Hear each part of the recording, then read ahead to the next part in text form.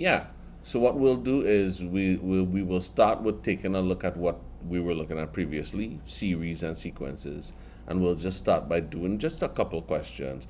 I do have one challenge question, a very important challenge question, something important to look out for, right?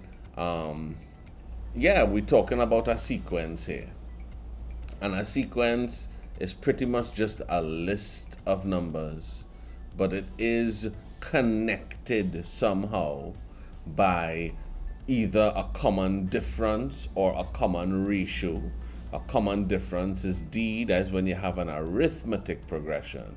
An arithmetic progression, the common difference is usually plus or minus, right? The common ratio is R, and that's when you have a geometric progression. And the common ratio is most likely a multiply or a divide, or a multiply by a fraction, right?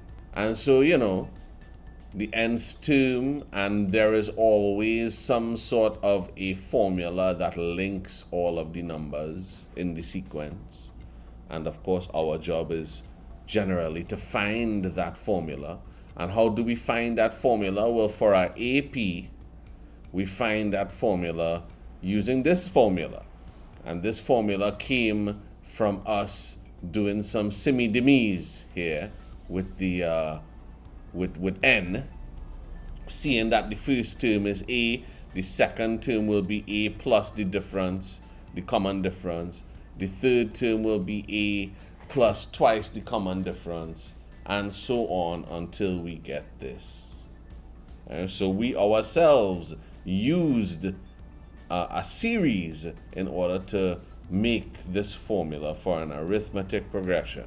And did we have, oh no, we didn't have questions yet, because we took a look at the geometric progression, and the geometric progression carried this formula to find the nth term of the progression itself. So these are some things that we had to know. And then we had some questions over here, and the questions, were to determine the formula for the nth term. And we'll, as I say, we will just do two of these, and I will just do two of these real quick. But I do have one challenging one for you, though. One challenging one that you will try to do, right? So I'll just do, like, let's say maybe part B, and let's say maybe part E, right? So let me just tackle those here. And so with part B, we have what? -5, -3, -1. Is this an AP or a GP? Anybody, real quick. Let me see how fast we could finish this class. Is it an AP or a GP? AP. Is that AP? If this is an AP, then what is the common difference? 2, sir. All right. So we see in +2, +2, +2. So this is an AP where A is -5, that's the first term, and D is +2, right? So now what we're gonna do? We're gonna do the AP, A to the N is equal to A plus N minus 1D. And so this is the general formula. The specific formula for this sequence will be -5 plus N minus 1 times 2. And of course, I could go 2 into N minus 1 minus 5. I could leave it like this. Or I could go 2n minus 2 minus 5, which is 2n minus 7. And now that we have, and it really is that easy, now that we have that, we could go find the 20th term by saying, therefore, A20 would be 2 times 20 minus 7, which is 40 minus 7, which is 33, is it? And this is, of course, part B. Now, the second example we're going to do is that of a GP, because in this question, the first 3 are APs and the second 3 are GPs. So let's do E. And E is -3, -6, -12. This is a GP where A is -3, and anybody could tell me what R is? Times 2. Times 2. And it will be multiply. It's always multiply, never think of it as a divide. It's always multiply, always think about it as multiply. And if you're dividing, it'll just be multiplying by a fraction, right? So you're gonna times 2. So therefore I have AR to the n minus 1. And that is gonna give me -3 times 2 to the n minus 1. And this, we cannot multiply the -3 times the 2 here, so this will be our formula, and therefore we could find the A of 20 being -3 into 2 to the 20 minus 1, -3 into 2 to the power of 19. That is 500, actually, you know what? Yeah. 524,288 times 3 gives us 1,572,864. So you see how amazing APs and GPs are, right? In terms of number theory, you could use APs and GPs to find out what is the what is the 120th odd number, or what is the sum of the first 1,000 even numbers. You could do all kind of thing with APs and GPs. Now we talked about infinite series and finite series, and we're definitely gonna talk more about that. We are going to be able to find the sum from 1 to infinity. We're gonna find the sum from 1 to infinity, and we're gonna get an answer too. So cool stuff, right? Cool stuff. We talked about these laws here, and I'm sure we would have remembered these laws. And then we had some, a question pertaining to these laws, on how to use this summation law. And you can see that to use the summation law, we literally have to, from n is 1 to 4, from r is 1 to 4 in this case, we literally had to find for 1, for 2, for 3, and for 4. So it's a lot of work. So doing this for r is 1 to 100 is not practical, right? That is why we have the summation formulas later on.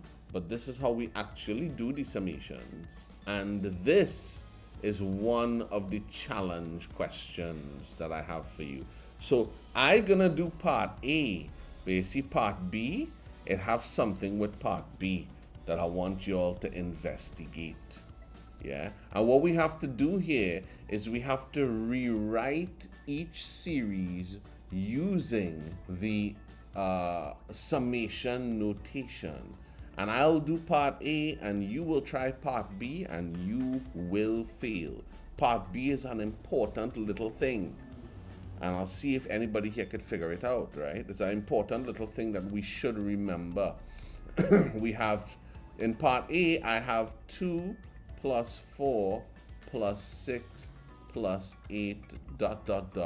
plus 100. Notice we are given the final term. So this is kind of like your n. This is the nth term then. And this is like your a. This is your first term, right?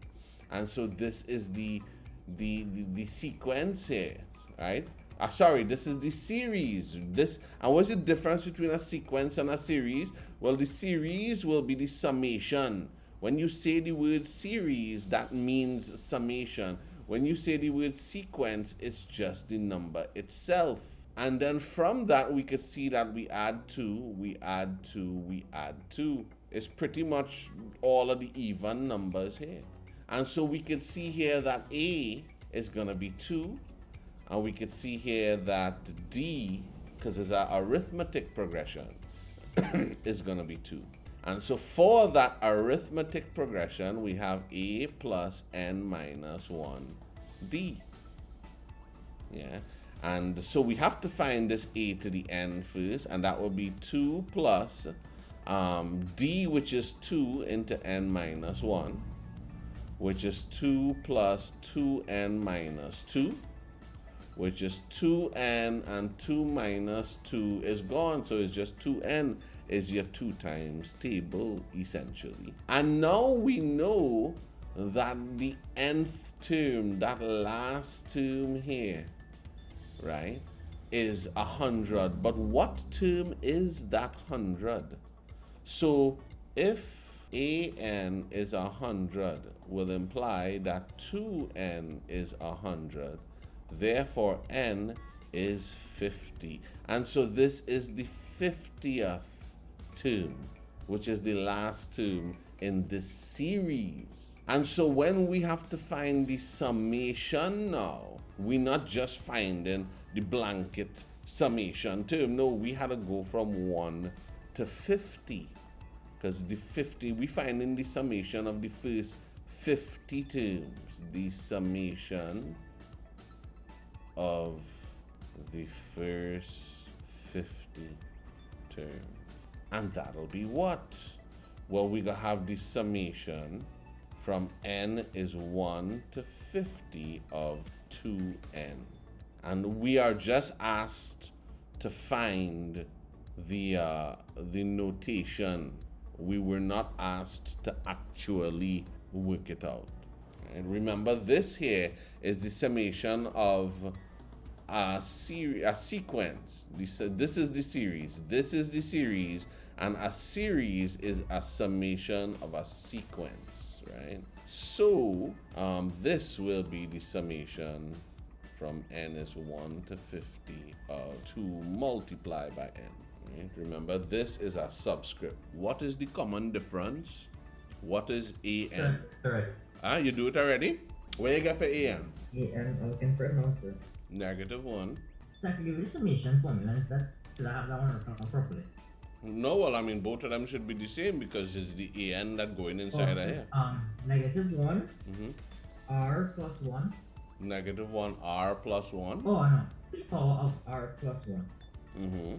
In brackets, 2r minus 1. How did you come up with that? So the -1 r plus 1 is your alternating pattern. And if you take out the alternating pattern, it's just odd numbers. Very good. If we take a look at this sequence here, part B, 1 minus 3 plus 5 minus 7 plus ... and we have minus 99 at the end. So this is the series. Let's just write the sequence. 1, -3, 5, -7, ...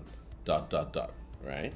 Now the thing is, we need to find either a common difference or a common ratio. But the alternating negatives is a problem. Yeah, because usually you'll find easily the common difference or the common ratio.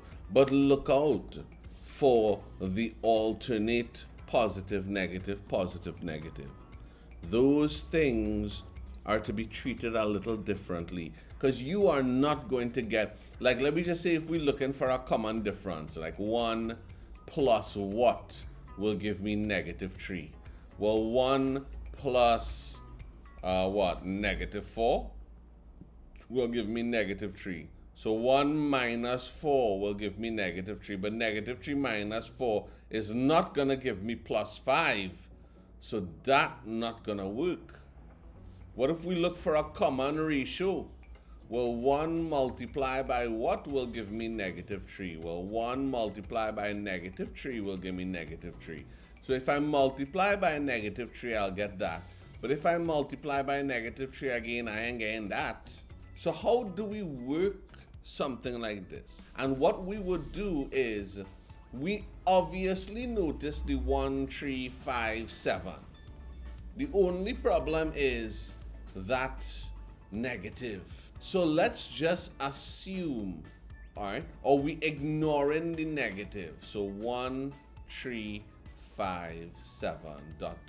We ignoring the negative here. So we can easily see, if we ignore the negative, we easily see in a common difference of plus 2. Yeah?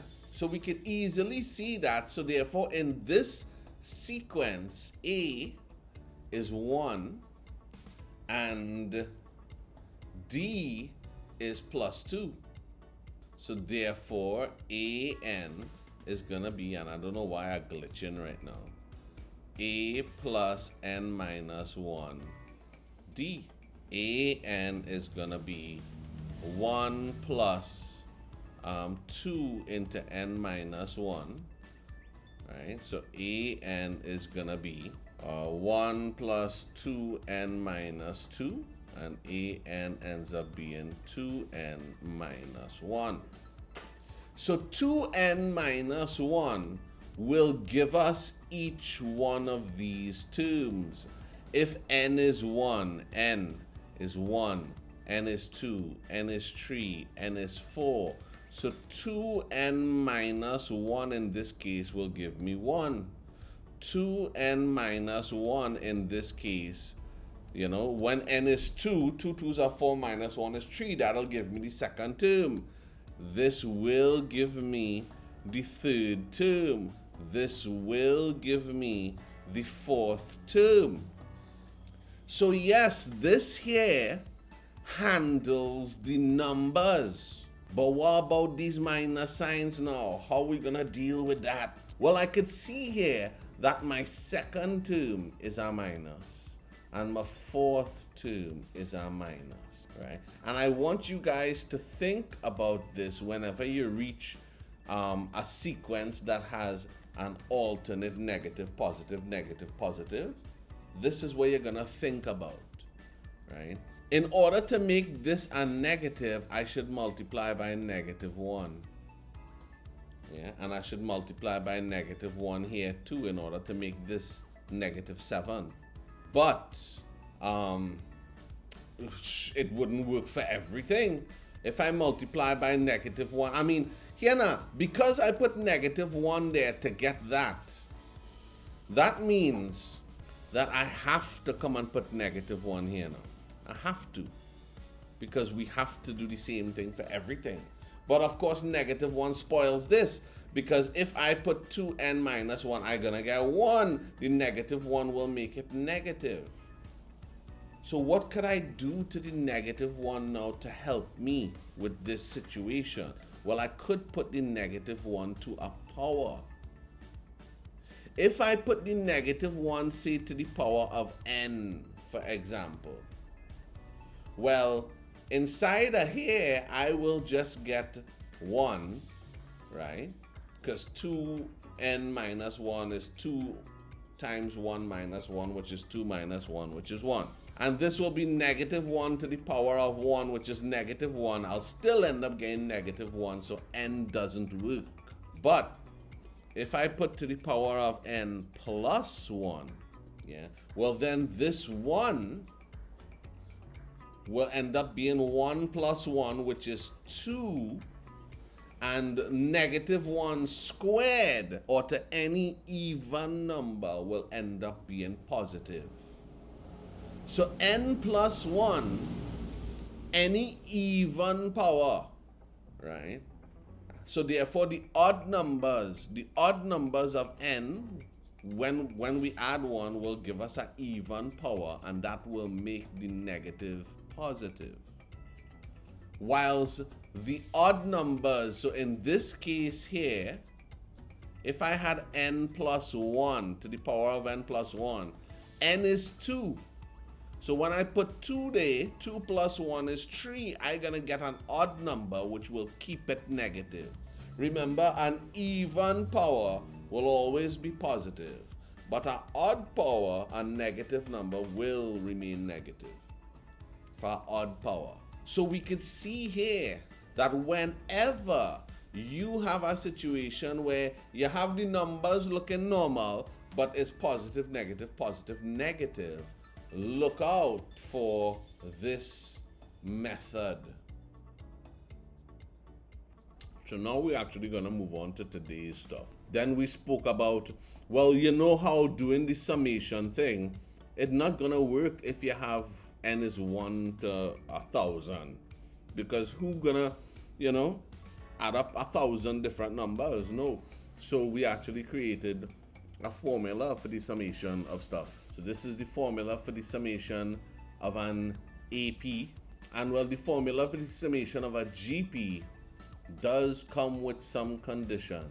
And these conditions, we will see the importance of these conditions today. And of course, we did have some questions here that we ended off with.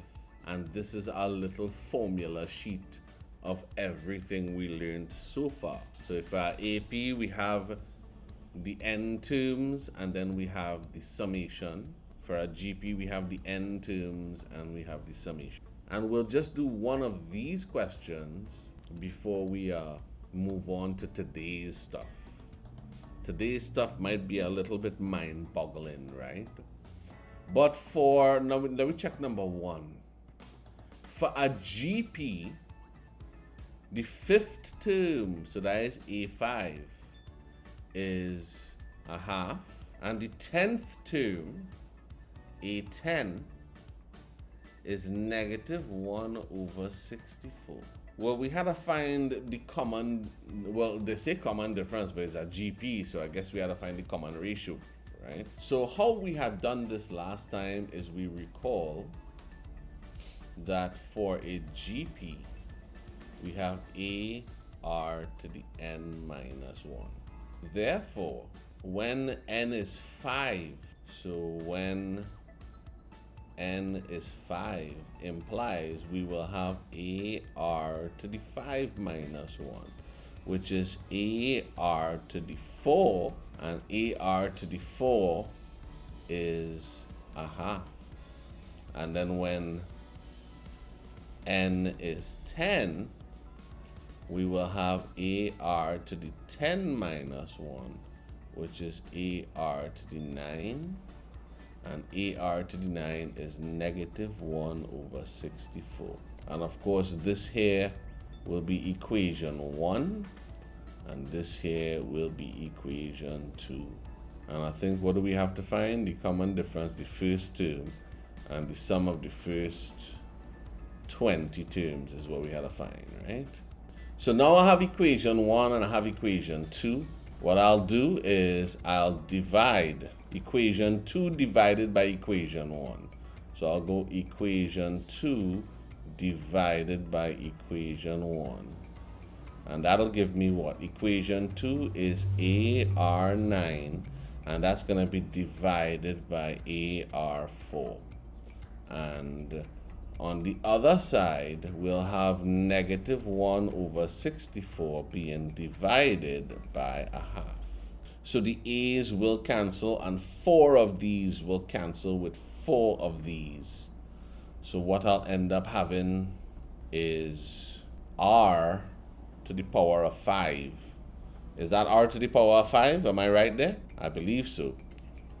It's going to be negative 1 over 64 multiplied by 2 over 1. Flip the fraction and multiply. So 2 into 64 is 32.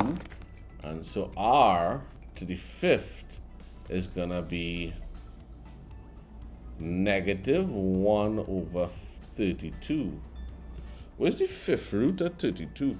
Oh, well, that ended up being nice. R will be negative. And remember, because this is an odd power, means that we can find the negative root of an odd power. So we could just leave the negative on the outside. It will work out to 1 over the 5th root of 32. R is negative 2. So once I have r as negative 2, sub in equation, there we go, 1. So a to negative 2 to the 4th power is equal to a half. 2 2s are 4 2s are 8 2s are 16. So 16a is going to be a half. A is going to be a half divided by 16, which is 1 over 32. And so now we have to find the sum of the first 20 terms of this. So we have A is 1 over 32 and R is negative 2. Right, R being negative 2 is R is less than 1, and we're going to talk a little bit more about this today, right? So that is R is less than 1.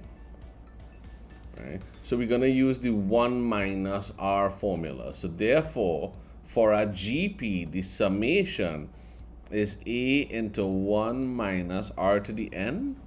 Yeah, all over 1 minus R. And we want to find the first 20 terms. So S20 is going to be 1 over 32 into 1 minus R, which is negative 2 to the power of 20, all over 1 minus negative 2. And you see why we put the R after for anything less than 1. So S20 is what? 1 over 32 into 1, well, minus, because this here inside of the bracket is going to end up being positive, with 2 to the power of 20. And then I have 1 minus that. So this number inside of here ends up being negative 1,048,575, right? All over 3. And we see we go get a negative for this summation here. So that divided by 32 will give us, so S20 negative 32,767.97 over 3, which gives S20 to be negative 10,922.65. And yes, your summation can be negative. Divergent and convergent series. We didn't start this yet, right? So check this out. Consider the arithmetic series here. 1, 3, 5, ... That series starts with 1 with a common difference of 2. If we find the summation of the first 100 terms, so when n is 100, the S of n is 10,000, right? When n is 200, the S of n is 40,000.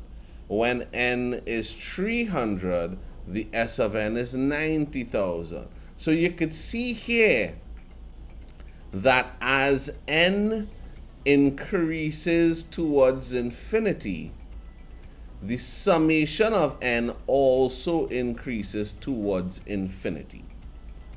There is no limit. Consider the geometric series now, 5, 10, 20, where we have A is 5 and we have R is 2. And for a GP, we could see the same thing, that as n, because n is 100, n is 200, and n is 300, the summation of the first 300 terms is very, very big. And so, as n tends towards infinity, S of n also tends towards infinity. There is no limit.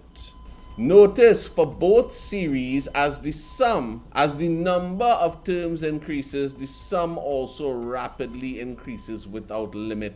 This means the sum diverges. To diverge is to expand outwards without limit. So these are divergent series. But we have a note. Check this note here. For a geometric series, the sum only diverges if we have a number line here and we have 0, we have 1, we have negative 1. You see, if R is less than -1, or if r is greater than 1, we will get divergence. So it diverges. But in this in-between thing here, so if r is a fraction, right? A positive or negative fraction, but if r is a fraction, it will converge. And we can see what that means now. Let me have done it for this. Consider this GP, 8, -4, 2, where you could see r is -1/2 and a is 8. Using the S of n formula, well, r is -1/2, r is less than 1, so we could use the r comes after the 1. Notice a is 8, and this is r, and this is r. So we end up get 8 times that over that, which you know is 8 multiplied by 2 on 3, which is 16 on 3. And so this ends up being our formula for this. Notice r is -1/2. And if you need me to go back up because you didn't get it, just let me know. So notice if we go to start to find different summations now, so we'll find the S of the summation of the first 20 terms. So that'll be, notice r is a fraction to the power of n. If I have -1/2 to the power of n, that is the same as saying 1 to the power of n over 2 to the power of n, which is the same as saying 1 over 2 to the power of n. So that is how we end up get this to be 1 over 2 to the power of 20, because n is 20. But if I have, whether positive or negative, if I have 1 over 2 to the 20, that is a fraction with a huge denominator. When you have a fraction with a huge denominator, that means the fraction is very small. It is so small that is almost 0. So if we consider this to be 0, well then we will see that 16 over 3 into 1 minus 0, well that is 16 over 3.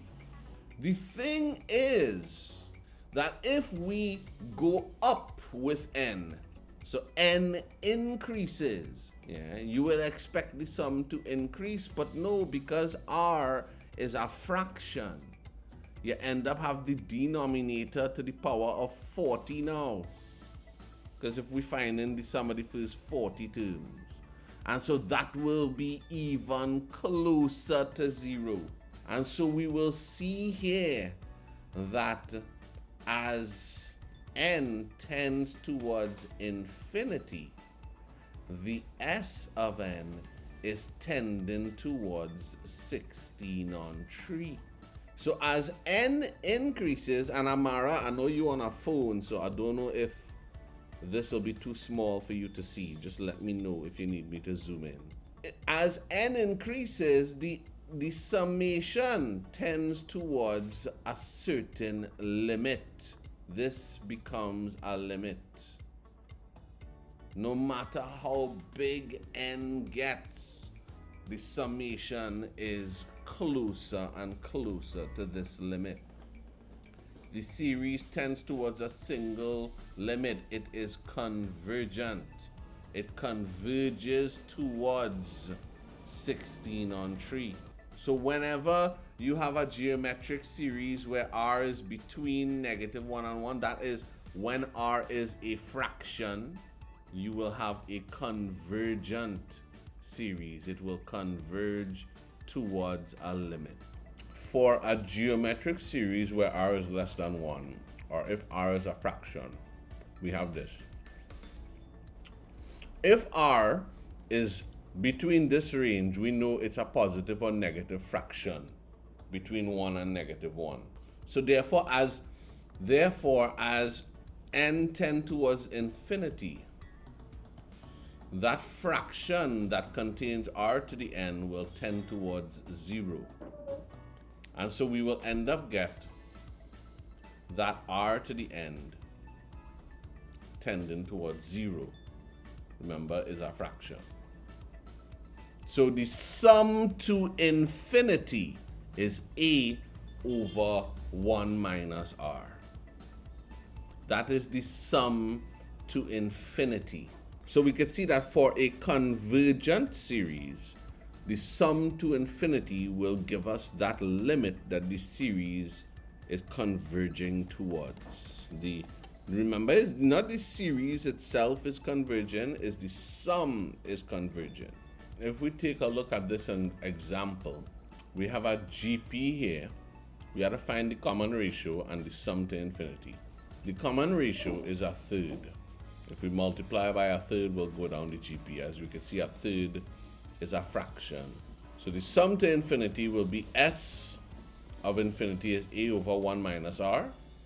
That's it. That's all. That's everything.